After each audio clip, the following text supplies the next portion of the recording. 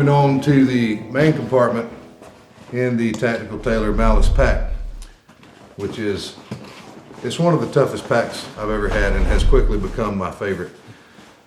On this lanyard here, I keep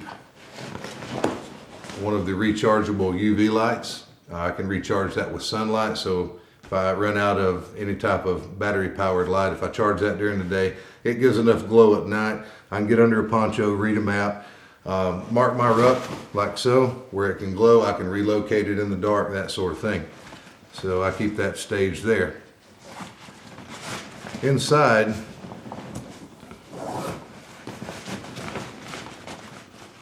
of our main storage area,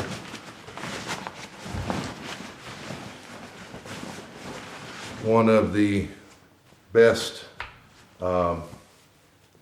food procurement items would be a 22 caliber rifle. This is also a way that I can carry extra wool socks.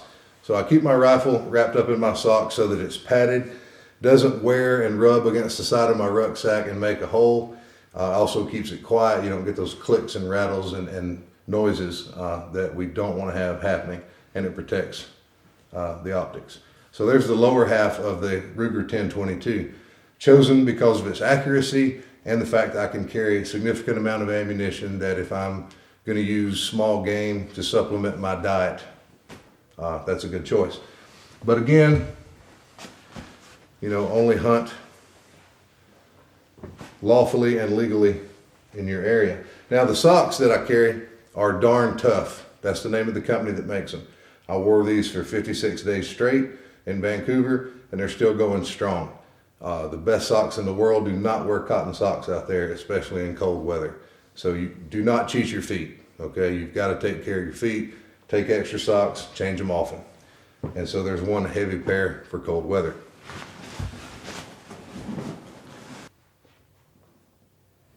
And the other half of the Ruger 1022 is in a mid-weight pair of Darn Tough socks.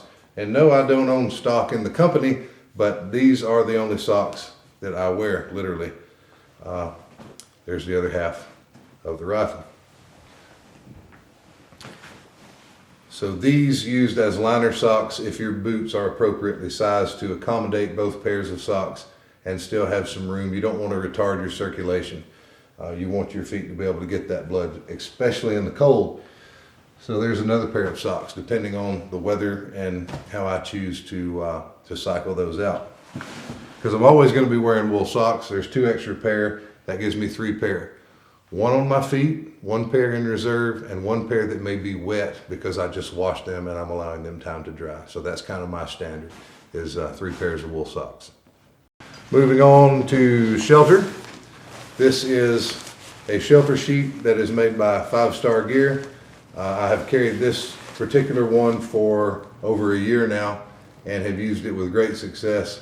I've used it as a flotation device to cross bodies of water and slept in it, on it, under it, and made many different configurations of shelter. I like it because of its size. It doesn't weigh much at all, and when you see the size of this thing, it's, especially if you have a family,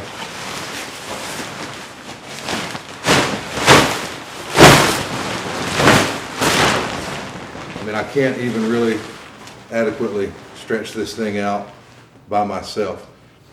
You could easily put 4 grown adults, full-size adults under this and have room for gear, have room for children, the family dog, all of it. This is a big shelter sheet and just a regular earth tone color. So if you want to maintain low signature, just put a rock in the middle of it, tie your cordage around that, and do a low profile shelter, kind of in a dome type of shape, and it would not catch anybody's attention. Super awesome sheet, very big, very compact. You saw how small it was when I brought it out of the ruck, and it doesn't weigh much at all. So all things being equal, that is one of my favorites. I'm not really sure the material, but it's held up very well, and I've done a lot of hard use with it over the past year or so. One side does have a little bit of shine to it. The outside still does have a little sheen, but it is waterproof. I've been under this thing in driving rains, and there was no water infiltration.